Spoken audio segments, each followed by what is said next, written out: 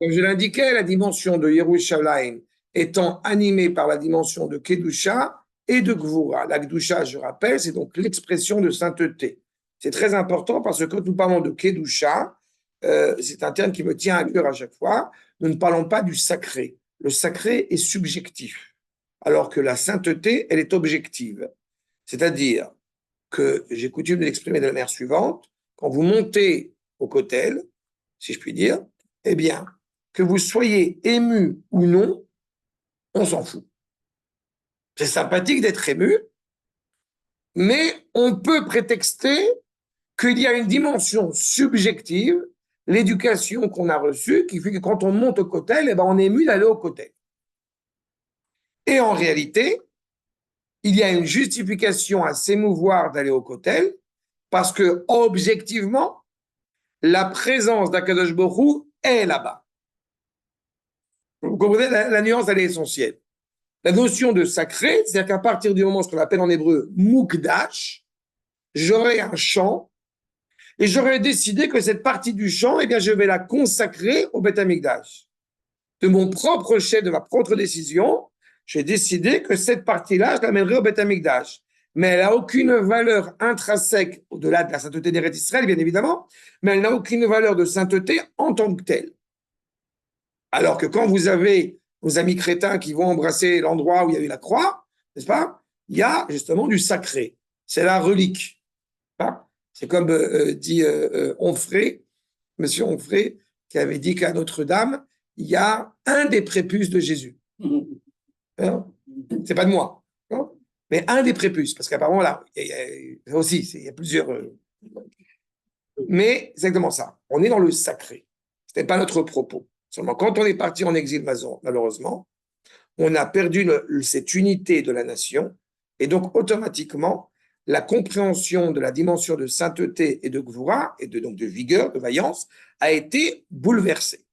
Il ne faut jamais oublier que la notion de gvura, comme on dit gever, à kovesh et titzro, la gvura, ce n'est pas Hercule. Aux yeux de beaucoup, quand on parle du héros, c'est Hercule. Ce n'est pas vrai. Le héros chez nous, c'est quelqu'un justement qui a un contrôle. Ce qu'on appelle, qui est très difficile, c'est ce que rappelle le Rashbetz, son commentaire sur le traité de Havot, un adage que j'aime beaucoup, à savoir, vous avez trois options. Ou vous êtes Melech, ou vous êtes Lemech, ou vous êtes Kloum. Je m'explique. Ou alors, vous avez Moach Lev Kaved, celui qui prend la décision, celui qui dirige, c'est l'esprit qui a une direction sur le cœur, et donc sur les pulsions, sur le foie, et ça s'appelle le roi. Ou alors, vous êtes un clown, c'est-à-dire les mères, le cœur, c'est lui qui prend la décision. Et le cœur a emprise sur la tête. Les réactions, voilà, sont pardonnables quand on est un enfant, elles le sont un peu moins quand on est un adulte. Et enfin, quand tout est généré uniquement par les pulsions. J'ai faim. Je m'en fous, j'ai faim. Ça s'appelle kloum. Tu n'es rien. Tu es réduit à néant. Et donc, quand nous retrouvons Yerushalayim, nous retrouvons notre cohérence. Il me semble que je ne vous avais pas cité cet enseignement du professeur André Neher, le grand copain, évidemment, de Manitou. Là aussi, que j'apprécie beaucoup, c'est quand on dépeint Israël, dit M. Neher, de trois manières, qui sont des catégories sociologiques dans le peuple juif. Vous avez Auschwitz, vous avez Tel Aviv, et vous avez Yerushalayim. Ou alors on est tourné vers le passé, c'est-à-dire qu'on a souffert, c'est Auschwitz, mais on ne parle pas d'avenir, on est sur le passé. On a une terre d'asile. Ou alors c'est Tel Aviv, c'est-à-dire qu'en réalité, on est tourné vers l'avenir, mais en déracinant, en annihilant totalement les raisons pour lesquelles nous sommes ici. Il y a quelque chose de vrai dans Tel Aviv. C'est la colline du printemps, c'est là où on va faire pousser des choses, mais en réalité, ça se coupe de ce qu'il y avait dans le passé. Ou alors, c'est Yerushalayim. Ir Shechubrala Yarda. La ville de Jérusalem, elle porte en elle le sceau d'Akadosh Baruch Hu, le sceau du passé, du présent et de l'avenir.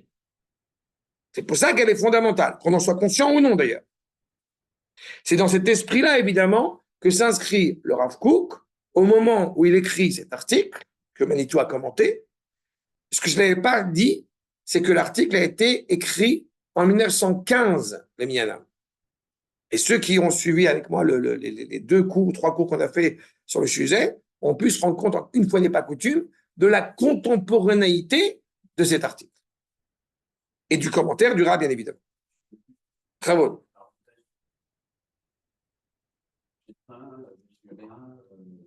Alors, prier pour manger, manger pour prier. Oh, c'est bon. Mange pour mieux prier. Alors, c'est une question. Je réponds. C'est une question très importante que tu soulèves maintenant.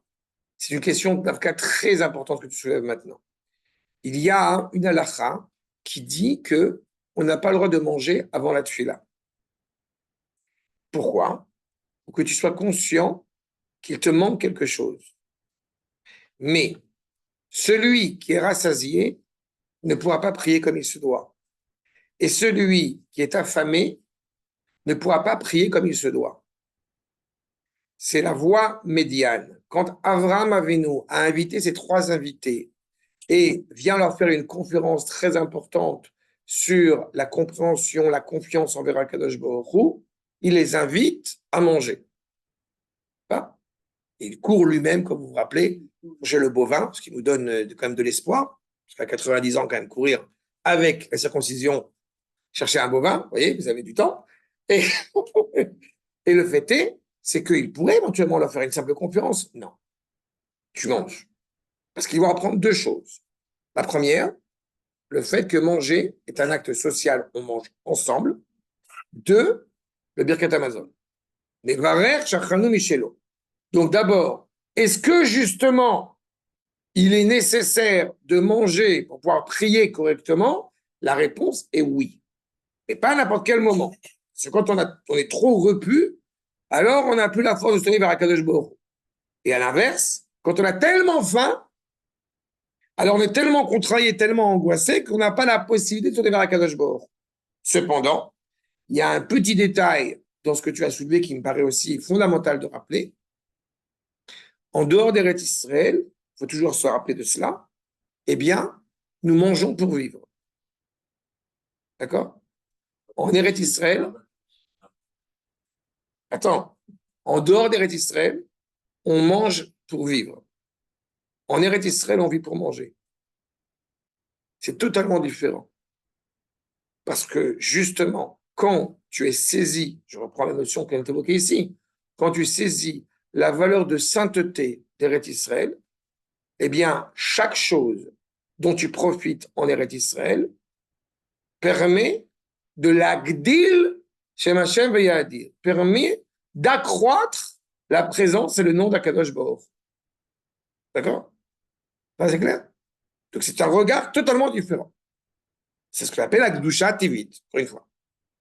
Alors, ce raisonnement, ça veut dire que ne peut pas bien prier à Kippour. À Yom Kippourim, non, c'est pas juste. Par rapport à un jeûne, prends pas Yom Kippour comme exemple. Yom Kippour, ça. Non, justement. Yom Kippourim, c'est différent. Parce que Yom Kippour. Non, justement. Justement, c'est pas la même chose.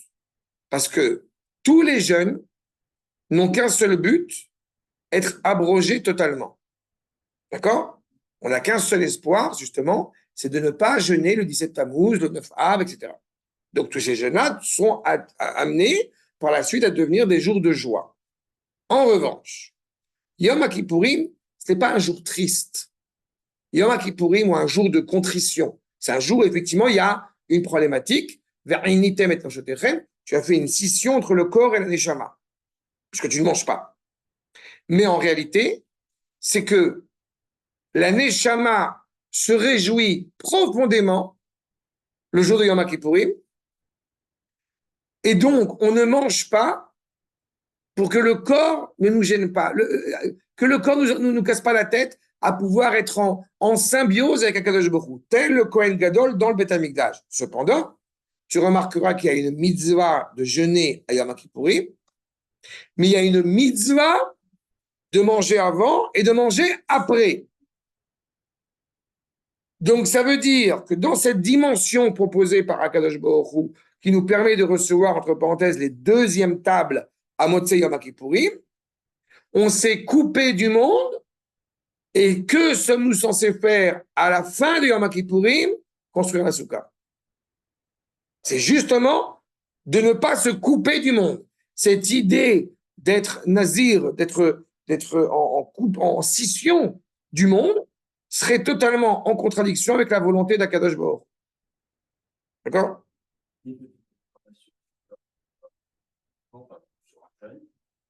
Dans le jeûne, il y a la notion de Kabbalah, et là, c'est vraiment le cerveau qui fonctionne sur le corps. C'est prévu. C'est comme d'abord la nourriture pour Shabbat, pour Yom Tov, c'est prévu, donc c'est accessible. Donc, tout ce qui est avec la Kabbalah, c'est autre chose qu'un jeûne forcé parce que tu n'as pas mangé ou tu as oublié de manger. Il y a une dimension différente du jeûne de Kippour et des autres jeûnes. Non, pour la sainteté du soldat. Tu l'as évoqué, qui a la prérogative presque d'être Cohen pour certaines circonstances. Je préfère voir partir un soldat au combat ayant mangé qu'un soldat qui n'a pas mangé. Mais là, je n'ai pas parlé des soldats. Tu n'as pas parlé de ans. Parce que partir au combat, c'est comme briller. Mais la question, elle n'est même pas à ce niveau-là. Un soldat, justement, un soldat, encore une fois, n'importe quel juif qui œuvre dans une mitzvah est dispensé d'une autre mitzvah, n'est-ce pas? Mitzvah assez, donc mitzvah l'autre assez.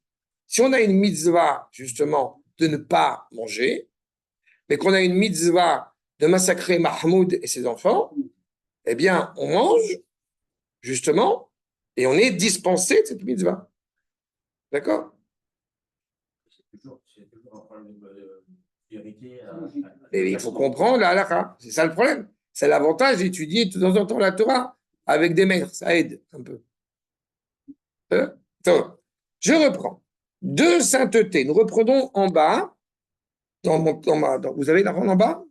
Le Rav Kook explique dans son ouvrage Oroth. On est page 437 chez moi. J'ai repris un tout petit peu en arrière. D'accord? En bas de la page. Le Rav Kook explique dans son ouvrage Oroth qu'il existe deux sortes de sainteté. L'une qui ne peut s'affirmer qu'en s'opposant à l'être de nature, l'autre, celle qui procède de l'unité de la création. Tout l'intitulé et toute la problématique que le Rav Manitou et le Rav Kook soulèvent, c'est encore une fois, quand on est religieux, on ne vit pas. On ne vit pas forcément bien, alors que nous, les pas religieux, on s'éclate. Et une idée comme ça. C'est-à-dire que l'idée de sainteté, tu es en retrait du monde. C'est un homme saint, donc il ne se préoccupe pas de la vie de la cité. C'est intéressant comme concept. J'ai juste un petit bémol, comme on dit. Prenons un homme qu'on peut considérer qu'au moins une grande partie de sa vie, il a œuvré dans la sainteté. On va l'appeler Moshe Rabbeinu. Ça va à peu près, au niveau de la sainteté. D'accord? Éphéméreux.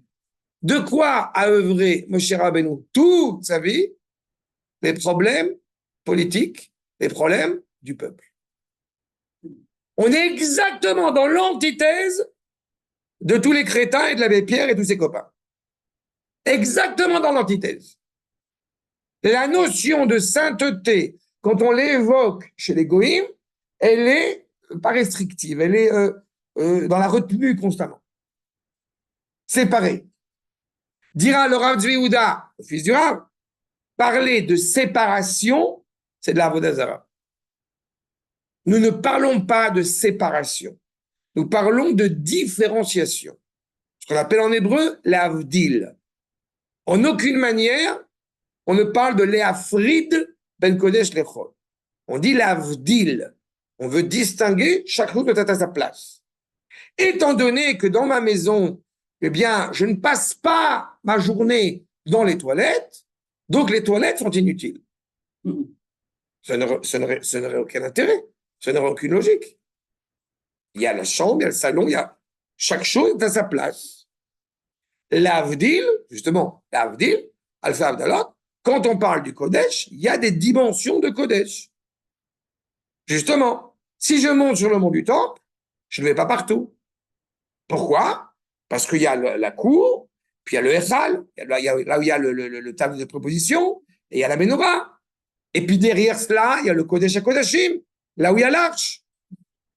Oui, oui, ils étaient enterrés. Le Rav Meir Yehuda Getz, à une époque, il était descendu en bas, ça avait fait un scandale, machin et tout. Il était descendu, il a vu des choses absolument impressionnantes. Et puis, ils avaient commencé des travaux pour essayer de creuser sous le mont du Temple. Et puis, il y avait le Jordanien qui était en train de parler, le journaliste de l'autre côté. C'est une anecdote que j'ai beaucoup racontée. Il y a le Jordanien qui est pas Hussein, Hassan, je ne sais plus, Hassan. Bon. Il parlait de l'autre côté et il expliquait aux journalistes que les Juifs sont en train de faire quelque chose d'absolument terrible. Et à ce moment-là, le Rav Meir Yehuda Getz, il a pris son fusil, il est passé sous le mont du Temple pour aller de l'autre côté. Tu ouvres encore la bouche, une seule fois, je tire. Le Rav Meir Yehuda Getz, qui était le Rav du Kotel, je rappelle. Et mon épouse, elle travaille avec son petit-fils à Akko, parce que son petit-fils a une mechina à Akko. Mais c'est partie des anecdotes qui sont quand même assez émouvantes et impressionnantes de ce grand Talmid Chacham qui était là-bas. On sait où il est, sous la pierre, justement, la pierre angulaire, là où il y a effectivement, là où il y a la mosquée, puisque là, malheureusement, elle s'est construite là-dessus, mais on voit les signes, ceux qui ont pris des photos, etc., de reconnaître que clairement, le Aaron, l'arche d'alliance, elle était enterrée en dessous. D'accord? Elle est la symbiose. Pas oublier qu'à l'époque du deuxième Beth Amikdash, on se prosterne, le Kohen Gadol servait les encens sur une pierre. Il n'y avait plus de Aaron. C'est pour ça que les Romains dans le Coliseum, vous savez certainement que les Romains, quand ils ramènent, on voit la Ménorah, etc., c'est faux. C'est un leurre. Historiquement parlant, c'est faux parce que la Ménorah et le Aaron Abrit, l'arche d'alliance, n'étaient déjà plus en la possession de Ham Israël à l'époque du deuxième Beth Amikdash. Pardon. Non, non, non, non. Non, non. Mais en plus, on n'en a pas besoin. Le Aaron Abrit, on en a besoin, il est en dessous, mais tout le reste, on n'en a pas besoin. On n'a pas besoin de la Ménorah qui serait éventuellement, oui ou non, à Rome pour construire le Beth Amikdash. En aucune manière. On a la Ménorah qui est déjà prête, qui n'est pas en or, je rappelle, mais qui est en bronze, trempée dans l'or, en préfiguration d'une Ménorah qu'on reconstruira essentiellement en son temps. Oui. Et donc, quand ils prient à cet endroit-là, il n'y a pas une... Qui prie? Les musulmans? Les musulmans ne rentrent pas dedans. Ils ne rentrent pas dans la mosquée d'Al-Aqsa? Ils rentrent, mais ils ne prient pas là-bas. Pourquoi ils ne prient pas là-bas? Parce que, bon, je le rappelle, on ne veut pas faire concurrence à la Mecque. Au niveau de la sainteté, il y a la Mecque est l'endroit où chaque musulman fidèle doit se rendre une fois dans sa vie. Mais donc, et la thèse qui dit qu'effectivement, ce qui n'est pas écrit évidemment dans le Coran, mais c'est dans la Torah orale, dans la Hadith, qui dépeint le fait que Mohammed serait monté directement aux cieux d'une montagne lointaine de la Mecque, donc du mont du Temple. Et donc, c'est pour ça que, semble-t-il... Oui. Jamais Jérusalem n'est prononcé. Non, non, non. C'est Al-Quds. Et Al-Quds, c'est pas dans le Coran, c'est dans la tradition orale, c'est parce que c'est la ville sainte, c'est que si c'est juif, si c'est saint pour les juifs, donc c'est vraiment saint. Et sur le mont du Temple, ils ont la thèse que vous avez des pas, des incrustés de Hamor, d'âne sur le mont du Temple, qui signifieraient que, effectivement, c'est l'âne de Mohammed, donc Hamor sur Hamor, pour monter en haut. D'accord? Non, non, il ne prie pas dedans. Et mon épouse avait... Malgré eux, Non, non, non, non. Encore une fois, là, comme j'ai dit, la Gdusha, elle est objective. Qu'il y ait une mosquée ou non, on s'en fout concernant le fait de monter dessus ou non. Ce qui est fondamental, et d'ailleurs on pourrait même prier dans une mosquée, ce n'est pas la problématique, mais ce qui est fondamental, c'est qu'effectivement, il y a une profanation du nom d'Akadosh Baruch Hu dans cette bâtisse qui est dessus. Et puis il y a une autre bâtisse, bien évidemment, qui n'est pas très loin de là-bas, qui est encore plus problématique. C'est une église qui est tout en or, comme ça, quand vous montez sur là-bas. Ça aussi, c'est qu'à chaque fois que je vois ça, j'ai mal au ventre. J'ai mal au ventre. C'est là, on va tout nettoyer. en son temps, dès que l'homme Israël sera prêt.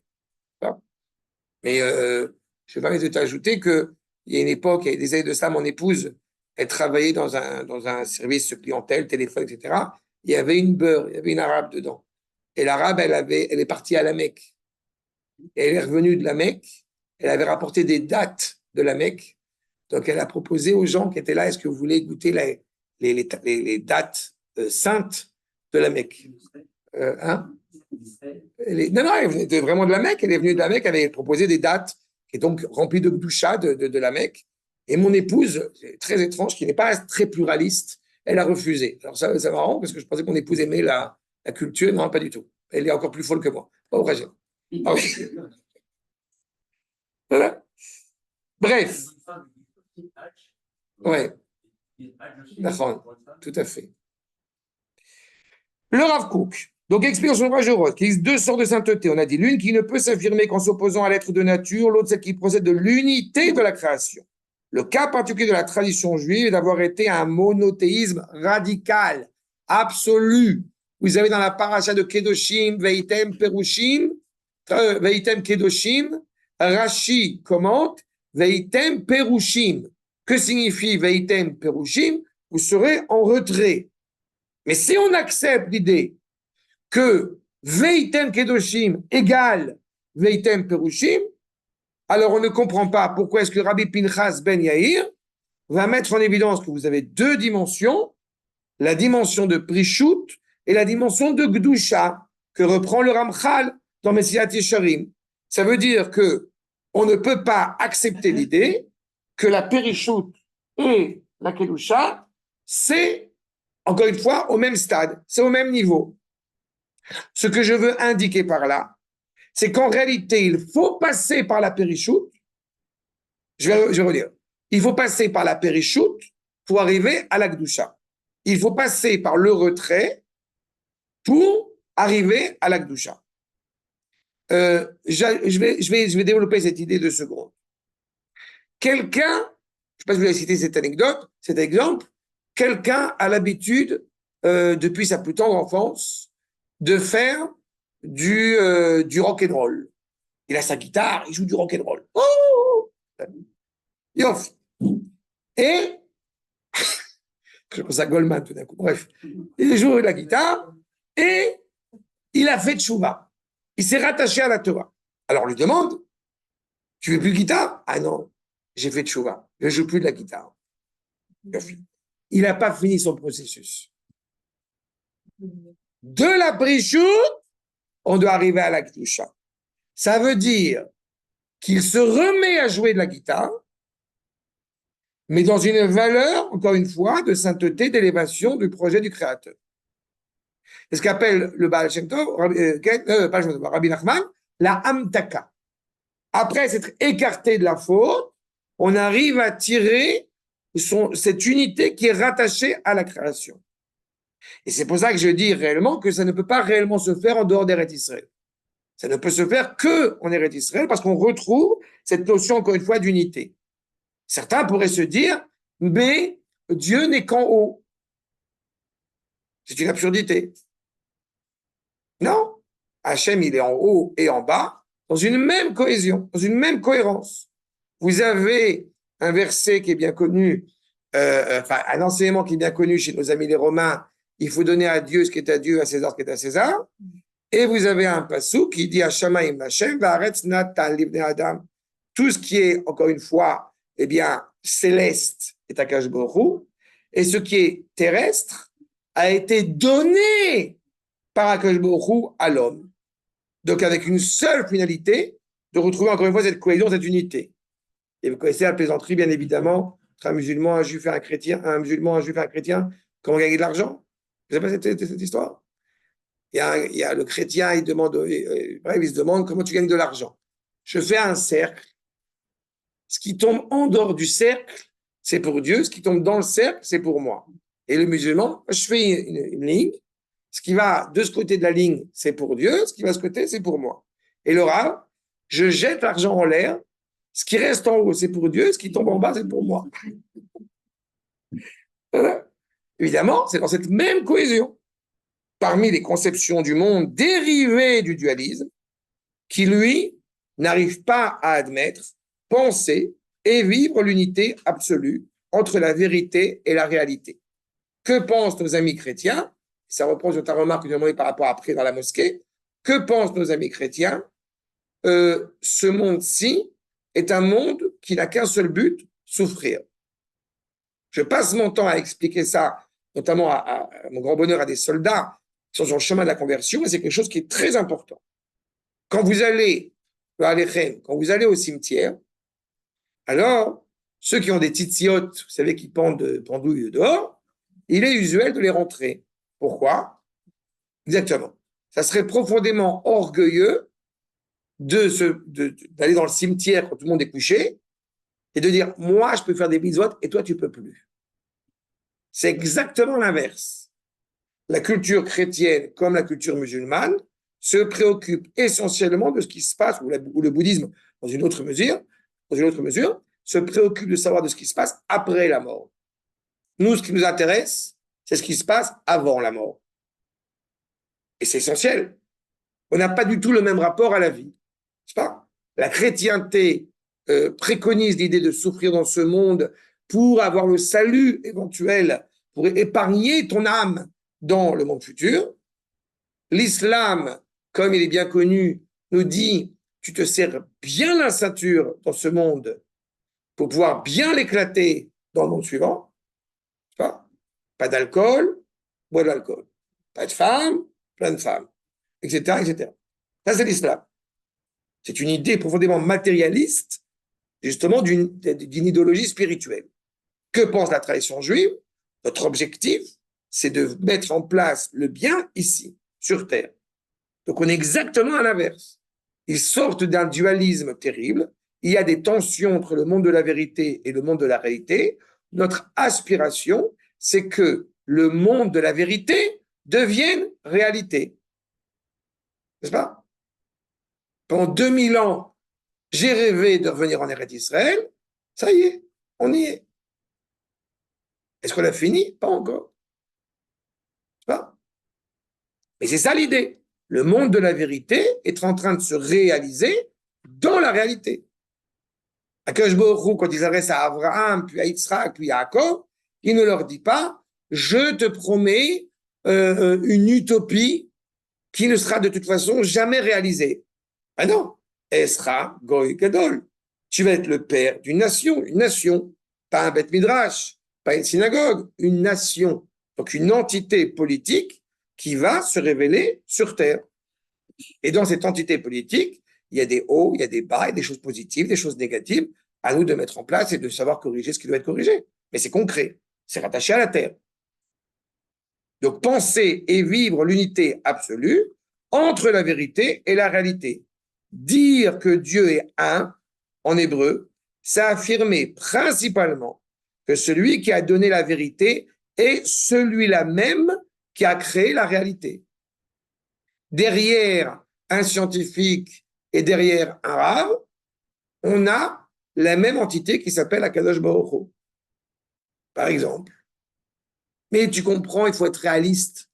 Ce que tu dis, c'est totalement saugrenu, c'est totalement déconnecté de la réalité. Ben non, c'est pas vrai. La preuve, c'est qu'on est là. Il y a un maître à bord, il s'appelle Akadosh Baruch Hu. Et on essaye de participer à ce projet du mieux que nous pouvons. Et c'est ça. Or, dans l'expérience humaine habituelle, vérité et réalité sont radicalement disjointes. L'essentiel de la tradition grecque repose sur la certitude qu'elles ne peuvent jamais se rencontrer. Je pense qu'on a tous entendu une fois dans notre vie l'allégorie de la caverne de fameux Platon. C'est pas? Et je rappelle, on est dans la grotte, on ne peut pas voir la lumière, on ne voit que les ombres de la lumière. Et on est évidemment emprisonné et on est orienté pour voir ces ombres. Et penser que nous pourrions voir la lumière serait une absurdité aveuglante. Donc, on est condamné à vivre dans le mensonge. Vous avez un autre grand homme, Avdil, qui a été dans une caverne, il s'appelle Rabbi Shimon. C'est exactement l'inverse. Il sort de la caverne. Il brûle le monde qui est devant lui parce qu'il n'est pas encore en cohérence avec la vérité que prône Rabbi Shimon. Réponse d'Akash Borou, retourne dans la caverne. Il va ressortir, comme vous le savez. On dit, ça y est, il a compris. Ceux qui voudraient éventuellement injurier, que Dieu préserve, ou ne pas comprendre la pensée de Rabbi Shimon. Il brûle de nouveau. Mais son fils répare. Donc ça veut dire que, est-ce que nos yeux peuvent brûler le monde? Oui. Mais il faut assumer le rôle de réparation derrière. Si on n'est pas rattaché à un idéal, on meurt. Parce qu'on voit la contradiction avec le monde dans lequel nous vivons. Et si nous ne sommes rattachés qu'au monde dans lequel nous vivons, nous n'avons plus d'idéal. Il n'y a rien de plus dangereux que cela. La conception que vous pourrez entendre, la conception post-sioniste. C'est fini le sionisme. C'est horrible. C'est la manque de compréhension du projet divin qui est en marche. C'est exactement cela. Aux yeux des Grecs, la vérité et la réalité ne peuvent jamais se rencontrer. Aux yeux de la tradition juive, la vérité va rencontrer la réalité. Et on est assumé et on est assuré qu'elles vont se rencontrer. Pourquoi? Parce que Akadosh Baruch Hu l'a énoncé. Akadosh Baruch Hu a consolidé son alliance avec la création. Dans quelques jours, nous allons entendre cette première parole essentielle. Je suis Akadosh Baruch Hu qui t'a sorti d'Égypte. Et c'est essentiel. Il aurait pu dire je suis, ça suffit. On est tout de suite rattaché à une dimension spirituelle. C'est moi qui ai créé le monde, on s'en fout.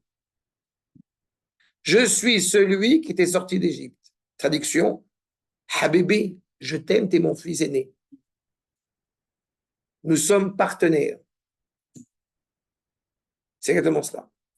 La vérité se réalise dans la réalité. Un idéal n'a de sens que dans la mesure où il est vécu. Sinon, on est grec. Que repose sur sa certitude qu'elles ne peuvent jamais se rencontrer. Là se trouve un nœud important de l'enseignement de la Torah. La sainteté authentique s'unit à la nature et ne lui est pas opposée. Qu'est-ce qui se passe quand un chrétien découvre que la terre est ronde? Un bouddhiste, un musulman, catastrophe. Qui sont les plus grands intellectuels du monde de l'islam? Sont ceux qui en sont, pour beaucoup, ou hérétiques à l'égard de l'islam, ou ont œuvré, on va dire dans la Kabbalah, dire au sens islamique du terme. C'est-à-dire que ce sont des mystiques. Ils sont obligés de prendre en retrait ce rapport à la réalité. Qu'est-ce qui se passe? Qu'est-ce qui se passe quand Prométhée a donné le feu aux hommes? Quand Prométhée a donné le feu aux hommes, Zeus l'a maudit. Jusqu'à la fin des temps, il y a le phénix qui vient manger ses entrailles. Sympathique. Qu'est-ce qui se passe quand Am Israël découvre le feu? Eh bien, Akadosh Baruch Hu bénit l'homme. Vous voyez exactement l'inverse? Nous faisons à la Havdalah Motzei Shabbat, Boré, Meoré, Aesh. Plus la connaissance scientifique avance, plus on se réjouit de voir la merveille du Créateur. On est exactement à l'inverse. Alors que la culture occidentale, c'est pour ça que j'insiste là-dessus, elle vit toujours en retrait. C'est-à-dire, dans la même optique, mon élève ne peut pas connaître plus que moi. Je suis le maître, donc mon élève ne peut pas connaître plus que moi. La culture hébraïque dit quoi?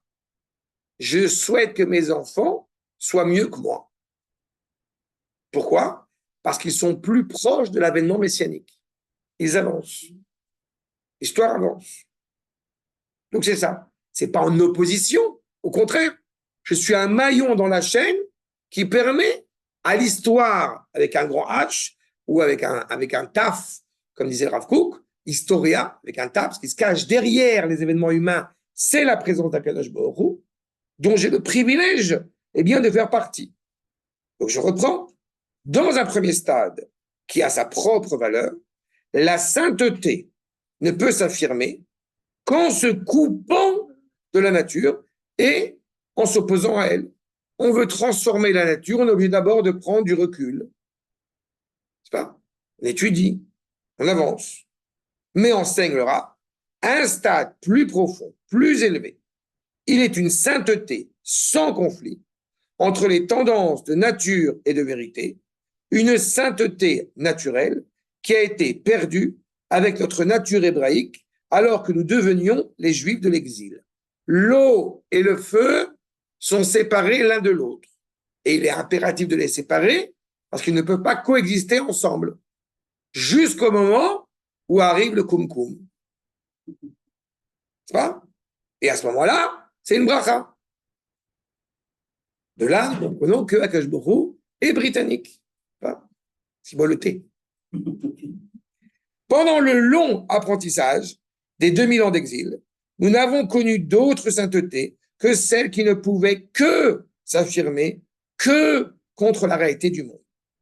Pendant tout ce temps, l'identité juive, par opposition à l'identité hébraïque, s'est habituée à ne connaître d'expérience de sainteté que dans le refus de réalité du monde extérieur, où tu vas étudier la Torah, ou tu vas à l'armée. C'est ça? Vous la sentez, l'exil? C'est ça. Mais c'est pire que ça. C'est pas vaut mieux les deux. C'est l'un est indissociable de l'autre. Je suis encore pire que ça. D'accord? Et justement, quand nous vivons une culture séparatiste, alors automatiquement, malheureusement, nous sommes dans cette problématique idolâtre. Ça veut dire séparer la religion de l'État ou unifier la religion et l'État, c'est-à-dire qu'on considère que ce sont deux notions qui sont contradictoires, qui n'ont rien à voir l'un avec l'autre. Nous prenons l'idée de l'unité. C'est ce que dit le Rav. C'est ça. Bien sûr. Exactement. La capitale d'Israël, c'est Jérusalem. La capitale du monde, c'est Jérusalem. La capitale cosmique, c'est Jérusalem. La capitale divine, c'est Jérusalem. Le centre du monde. C'est ça. Le nombril du monde. Avant que vous me disiez, mais quand même, c'est une boule, comment ça pourrait être le centre? Rassurez-vous, nos maîtres ont déjà bien compris la question. C'est le point de rencontre et le point de clivage entre toutes les cultures, quelles qu'elles soient. C'est pour ça que c'est le centre du monde. C'est pas au centre, encore une fois, ou au sens où on est une sorte de voilà. On n'est pas chez Jules Verne. Tout ce qui était de l'ordre du paysage extérieur relevait des nations. Et cette sainteté, dit le Rav Kook, était de ce fait une sainteté en deuil. C'est pas? C'est pour ça que je vous avais cité la mère du Rav Kook. Vous avez parlé de ça? C'est une anecdote que j'ai bien racontée. La mère du Rav, elle est avec des bonnes sœurs sur le bateau. Et les bonnes sœurs, elles vont toutes les deux, toutes, elles partent en Eretz d'Israël. Et la rabbinite, la mère du Rav Kook, demande aux bonnes sœurs, pourquoi vous allez en Israël? Et les bonnes sœurs répondent, parce que notre Dieu est enterré là-bas. Et toi, pourquoi tu vas là-bas? Parce que mon Dieu vit là-bas. C'est exactement ça. D'accord? C'est ça. On n'est pas dans la sainteté de deuil. Et c'est terrible parce que vous savez que j'enseigne, ça fait rappeler par rapport à Shavuot, j'enseigne par rapport à la fête de Shavuot notamment. Et vous avez deux écoles qui, à mes yeux, justement, sont exactement l'expression problématique de ce qu'on appelle la fête de Shavuot. Pour ceux qui ont étudié notamment en France, même qui ont étudié la Torah en France ou ailleurs, peu importe, quand on parle de la fête de Shavuot, c'est le don de la Torah. Sauf que dans la Torah, il n'y a pas écrit le don de la Torah. Il y a écrit la fête de Shavuot, Bikurim, les prémices des récoltes. Il y a une dimension, il n'y a pas écrit dans la Torah, Matan Torah. Hein? On sait que c'est on sait que c'est le 3e mois, on sait que c'est écrit que le 6 Sivan, semble-t-il, etc. Très bien. Il n'y a pas écrit Zman Matan Torah. Il n'y a pas écrit Yom Matan Torah. Ce qu'on parle, c'est 50 jours après la sortie d'Égypte, on a reçu la Torah. Le fait est, c'est qu'il y a une dimension, justement en exil, qui a été totalement occultée. C'est la dimension agricole de toutes les fêtes, et en particulier de Shavuot. On est censé, pour pouvoir célébrer Shavuot comme il se doit, monter à Jérusalem, monter au Beth Amikdash, avec les prémices de nos récoltes sur nos épaules, et, encore une fois, les fruits d'Eretz Israël, les beaux fruits d'Eretz Israël, et tout ce que ça implique. C'est ça la fête de Shavuot. Vous allez dans les kibbutzim, ils ont les tracteurs, les meules de foin, ce que vous voulez. On va dans certaines synagogues, oh là là là, c'est le don de la Torah. C'est absurde. Dans les kibbutzim, il peut manquer cette dimension de la Torah. Dans les synagogues, malheureusement, il manque une meule de foin dans la synagogue. Et des fleurs, parce qu'on pense au Sinaï qui avait été fleuri. Mais, je connais dans beaucoup d'endroits, où j'ai pu enseigner et le privilège d'étudier, il y a des meules de foin dans la synagogue le jour de Shavuot. Justement, pour mettre en évidence cette cohésion inaltérable entre, justement, la Torah et Eretz Israël. Et c'est le sens de Shavuot. Achal, ce n'est qu'en Eretz Israël que peut être retrouvée l'unité entre le paysage du monde et les valeurs de sainteté, qu'il devient possible de quitter un paysage de deuil, paysage où la sainteté et la nature étaient en deuil, pour retrouver l'unité entre la sainteté et la vaillance, la gdusha et la gvoura. Vous voyez des merveilles, vous faites un tioul, vous dites quoi? Marabou Masecha Hashem. On voit la beauté d'Eretz Israël, Marabou Masecha Hashem, sont merveilleux tes créatures, tes créations, tata. Il y a des années de ça, j'avais fait un tioul avec des garçons de yeshiva, et on avait vu des boîtes de thon, malheureusement, et des sacs en plastique, un sac qui étaient jetés en pleine nature. Et j'ai dit, viens, on prend un sac, on ramasse ça, comme ça on jette après si tu veux. Et il y a un élève qui a été épaté, je vous cite, il m'a éclaté de rire. C'est la première fois que je vois quelqu'un d'extrême droite qui est aussi au colon, qui a autant d'importance, d'empathie à l'égard de l'environnement. C'est extraordinaire. Un colon écolo. Mais c'est exactement la problématique. Je me permets de vous rappeler que, pour la petite anecdote, puisque je parle de ça, mon fils, il avait 4-5 ans, mais j'avais déjà raconté en plus sur cette histoire, tout le monde ne l'a pas entendu. Mon fils avait 4-5 ans, il était au GAN, et il avait fait quelque chose une œuvre artistique. Œuvre artistique en sortant du GAN, il avait dessiné des maisons, et puis à côté des maisons, il y avait des petits, comme vous savez, pour les bougies de Shabbat, en fer, comme ça, la ferraille, qui était collée sur le plan, comme ça. Et mes filles, elles avaient aussi dans leur GAN fait autre chose, des petites barrettes pour les cheveux, des filles, quoi. Bon, et mon fils, il a fait ça. Et je lui dis, qu'est-ce que tu as fait? Eh bien, tu vois, papa, ça, c'est des maisons arabes, et ça, c'est des bombes. Voilà. Bon, il a 4 ans, c'est normal. Aval. Et après ça, il voit quelqu'un, c'est là où j'arrive à mon sujet, il voit quelqu'un qui jette un papier par terre. La réaction qu'il a eue était immédiate. Papa, Nachon, c'est un goy. Et alors je lui explique que non, le pauvre, son père, il lui a pas expliqué la valeur d'Eretz Israël, tout ça. Mais j'avais été épaté par cette prise de conscience aux yeux de mon fils qu'il est impensable qu'un juif puisse être méprisant à l'égard d'Eretz Israël. D'accord? Exactement. Voilà. Donc, on touche cette quintessence-là. C'est ça. Cette notion, encore une fois, parfois, comme on dit, un ami m'avait dit ça, parfois, un acte vaut mieux que tous les mots qu'on peut imaginer. On se casse la tête pour éduquer nos enfants et en fin de compte, voilà, il y a un comportement qui est ça. C'est ça. C'est l'Akdoucha et l'Akvoura ensemble. Ceci conduit à la prophétie. Le Rav insiste beaucoup sur la névoie Elohit, la prophétie divine. Effectivement, à travers 2000 ans d'exil, l'expérience de ce dont il était question dans la notion biblique de la prophétie donnée par Hachem à l'homme, a fini par se perdre, puisque vous savez pertinemment que la prophétie, ce pourquoi le Ham Israël était façonné, c'est pour pouvoir dialoguer avec Akadosh Baruch Hu. Quand nous sommes malheureusement en dehors d'Eretz Israël, on ne peut plus prophétiser. La prophétie n'existe que en Eretz Israël. N'est-ce pas? Évidemment, vous allez me dire, et Moshe Rabbeinu,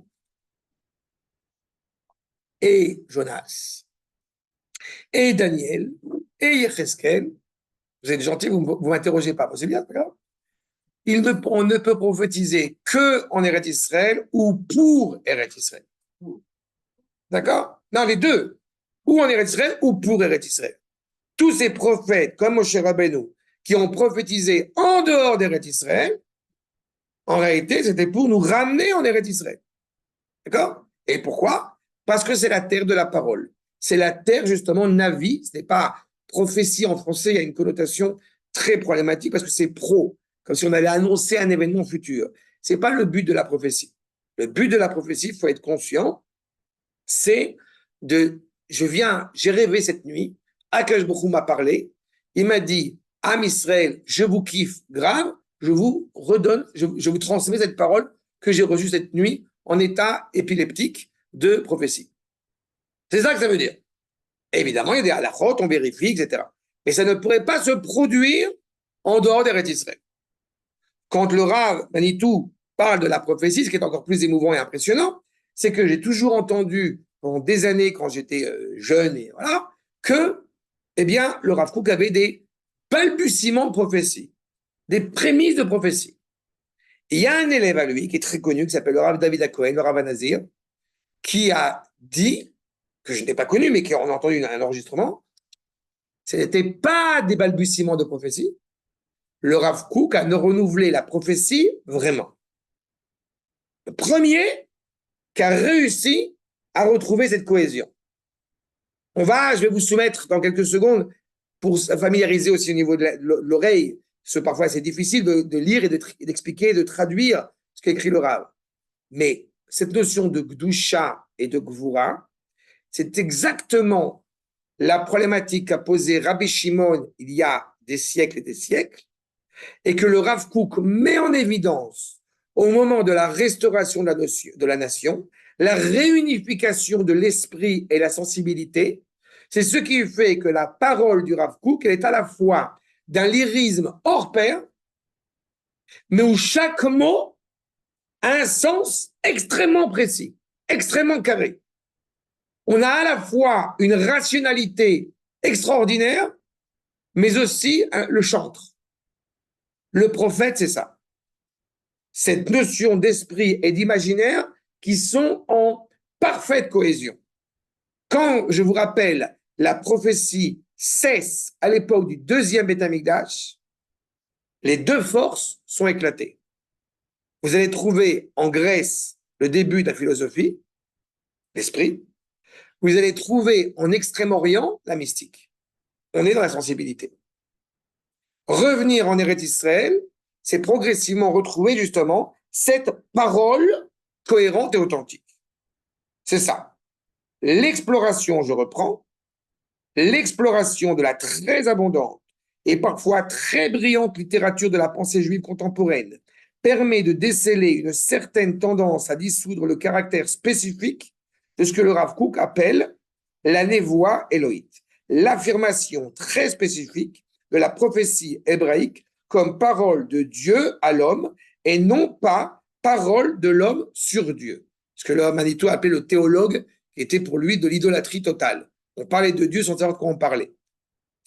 On a par contre le sentiment que quand on étudie la Torah comme il se doit, c'est Dieu qui nous parle à ce moment-là.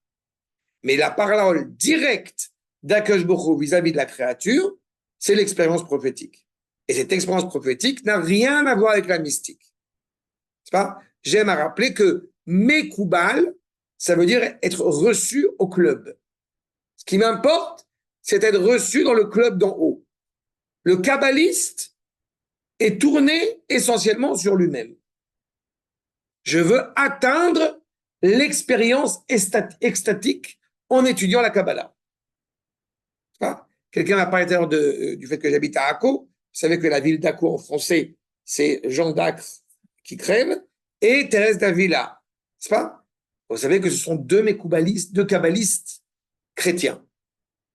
Pas? Mais si vous voulez aller sur la tombe de Jean d'Acre, elle est, si vous voulez, je vous amène. Enfin, vous irez tout seul, tu veux pas. Voilà, c'est exactement ça. C'est la recherche mystique.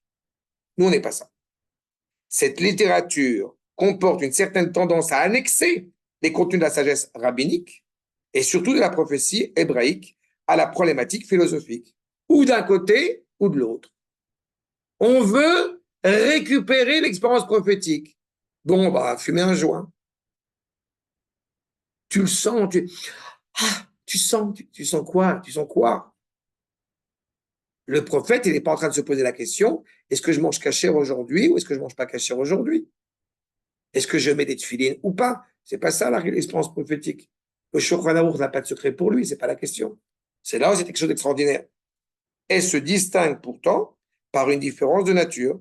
Lorsque le prophète parle, il dit ce que Dieu dit à l'homme.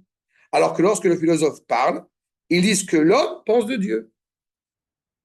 Nous ne sommes pas une philosophie. Mon énoncé, c'est pas seulement une déformation professionnelle, mon énoncé, parce que nous traitons de sujets suffisamment ardus, et parfois philosophiques. Mais en aucune manière, je ne fais pas de philosophie.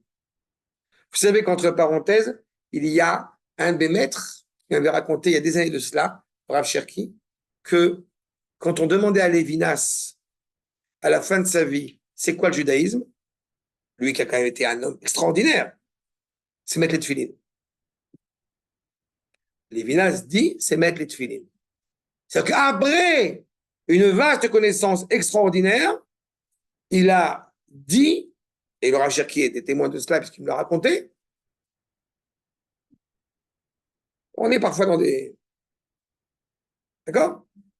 Et je ne suis pas en train de dire que Dieu préserve, ni réduire la Torah au tefilin, ni d'un côté ni de l'autre.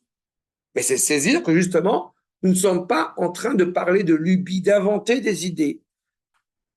Ça m'est arrivé souvent de parler avec certaines personnes et ils ont entendu quelques concepts kabbalistiques. Alors je leur dis, tu comprends, il faudrait comme ci, il faudrait comme ça. Ah oui, c'est le monde de l'émanation et le monde de la transcendance. Je lui fais, calme-toi, descends. Voilà. Atzilut, descends, vas-y.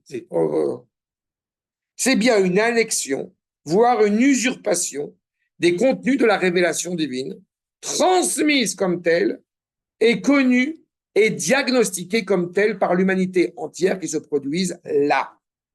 Nous sommes le peuple de la parole. Nous ne sommes pas le peuple du livre. Et quand justement nous sommes le peuple de la parole, ça veut dire aussi que nous avons un espace qui est aménagé pour prodiguer cette parole, c'est Eretz Israël et Yerushalayim en particulier. Je disais tout à l'heure que l'islam reconnaît la sainteté de Jérusalem. Pourquoi? Parce que c'est saint pour les Juifs. Et la chrétienté, de même. Toutes les cultures, quelles qu'elles soient, sont juxtaposées à la présence du peuple juif sur Jérusalem. Donc, il importe, pour retrouver cette cohérence, eh bien évidemment, de retrouver ce que nous avons retrouvé. Je me permets d'ajouter en plus que, vous savez que traditionnellement, il y avait des écoles de prophétie. Et ces écoles de prophétie, on étudiait la musique, on étudiait évidemment les arts, on étudiait la Torah, et surtout, on se préservait de toute impureté possible. Ça ne veut pas dire qu'à la fin, les gens avaient une licence en prophétie. Ça veut dire qu'ils étaient, ils avaient la faculté, si Akash Bokhu le décidait comme tel, de pouvoir entendre cette parole. Et on a entendu beaucoup de prophètes, mais peu sont rentrés dans le Tanakh. Il n'y a pas toutes les prophéties qui ont été prodiguées, qui ont été inscrits dans le Tanakh. Seules celles qui sont d'actualité pour toujours sont inscrites dans le Tanakh. À Jérusalem, pardon, c'est bon, c'est clair? À Jérusalem et de Jérusalem ont procédé ensemble ces trois forces. À côté de la prophétie et de la vaillance, la sainteté témoigne de l'unité du Créateur et de celui qui a révélé les valeurs morales, spirituelles et religieuses. Nous disons tous les matins, nous disons tous les soirs, Shema Israël Hashem Eloheinu Hashem Echad, Ain Dalet, comme étant deux lettres, vous aurez remarqué, qui sont plus grandes, pour mettre en évidence le mot Ed. Nous sommes les témoins de son unité. Et rajoute, à la fois le Rav, à la fois Rashi et à la fois le Rav Jaktilia dans son commentaire aussi, sur le fait qu'effectivement, si aujourd'hui on a l'impression qu'on a affaire à un nom pluriel, une pluralité, Ain, quand on regarde le monde, on a l'impression qu'il y a plein de réalités multiples et qui n'ont aucune cohésion et aucune cohérence entre elles. En réalité, derrière cela, eh bien, il y a le nom de 4 lettres, Dalet, il y a Yud Kivavke qui est derrière. Même si aujourd'hui les gens ne voient pas cette unité, pour le moment, eh bien, dans le futur, ils la verront. C'est ça que ça représente. Et vous aurez compris, et c'est fondamental, que dans le Beth Amikdash, vous avez un mur, et derrière ce mur, vous avez le palais de justice. Vous avez le Sanhédrin. C'est qu'en réalité, pour que le monde puisse être cohérent, il faut qu'il y ait aussi ce bureau, j'ai envie de dire, qui s'occupe de la justice, de l'authentique justice. Et la justice, au grand désarroi j'ai entendu cette parole qui m'a beaucoup fait rire de Dupond-Moretti. À son grand désarroi, la justice pour lui et pour d'autres juristes, elle n'a pas la vocation d'être juste, elle est juste légale. La vocation de la justice pour nous, c'est d'être juste. Ce n'est pas agir avec justice, c'est agir avec justesse. Et la nuance, évidemment, est essentielle. Et c'est ça qu'on est en train de voir. Spirituelle et religieuse. Tout est, encore une fois, imbriqué l'un dans l'autre. Tant que la réflexion sur les implications du monothéisme hébreu n'aura pas été poussée jusqu'au bout, on n'arrivera pas à comprendre ce qu'était la sainteté de l'hébreu, radicalement étrangère à cette sainteté qui se croit obligée d'être en deuil pour apparaître comme sainte. C'est un homme saint. Pourquoi? Il est en retrait. Je suis navré de vous peiner, mais je suis lituanien algérien dans mon ADN. Ça veut dire que je suis très antithèse avec tous ces grands babas et ces grands babous et ces grands tout ce que vous voulez. Je suis l'antithèse de cela. Je suis navré d'apparaître comme un hérétique parce que je parlais des francophones et que le baba babou et que le rabbi babi et que celui il a donné de l'huile. Je ne supporte pas ça. C'est l'antithèse de toute la Torah que j'ai reçue de mes maîtres. On va voir un Mekoubal pour recevoir une bénédiction, il n'y a pas de problème. Je n'ouvrirai en aucun cas Igrot Kodesh quand j'ai une question à poser sur savoir qu'est-ce que je dois faire à droite ou à gauche. En aucun cas j'ouvrirai. C'est pas? Évidemment, je considère aussi que le rabbi est décédé. Accrochez-vous. C'est pas shoot scandaleux. Et le Rav dit dans un autre article, je suis navré, quelque chose qui est absolument terrible. Je ne veux pas dire qu'une certaine frange de l'orthodoxie juive se rapproche de la chrétienté, mais toutefois, 3 points de suspension. Je vous cite le texte, il est dans le texte. À un moment donné, il faut taper du poing sur la table et arrêter les bêtises.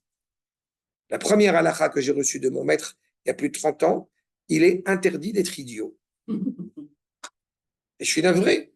On est très friand, beaucoup de gens, je vois autour de moi, et surtout, mais excusez-moi, chez les francophones, on est très friand de cela. Je n'aime pas ça. La sgoula pour avoir de l'argent, la mystique, vous voulez une recette pour avoir de l'argent, il faut aller travailler. C'est difficile, c'est un renouveau, c'est un bouleversement. Et qu'est le deuil sinon l'exil? Dans l'exil, l'âme est en deuil, parce que dans le deuil, l'âme est exilée.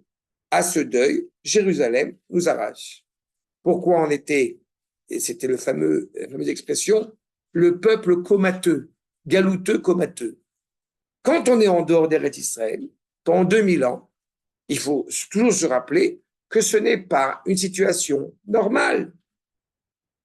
Que m'importe si c'est Le Pen, Macron, qui vous voulez à la tête.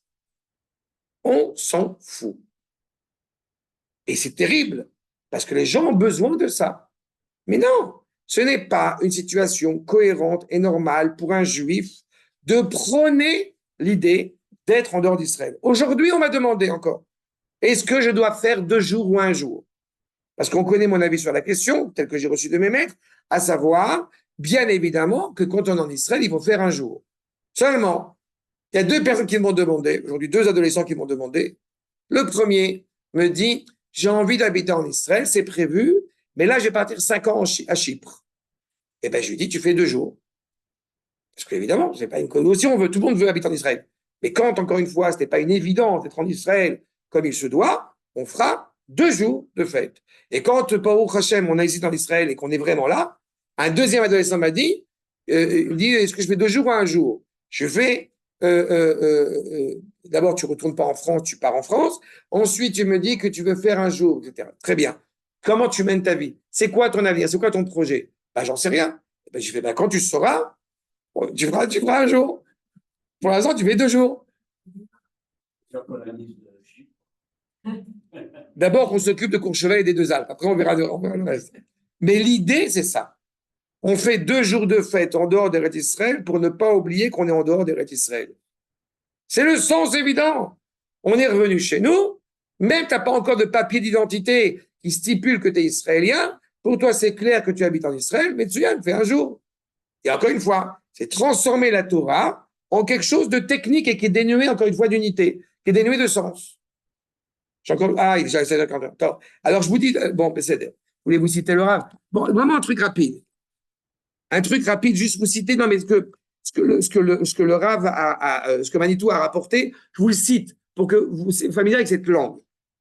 Agdusha shebateva. Je vous lis le Rav. Agdusha shebateva, Igdusha teret Israël.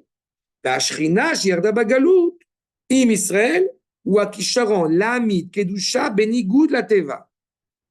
Même ceux qui n'ont pas compris l'hébreu, vous entendez qu'il y a une richesse dans la langue.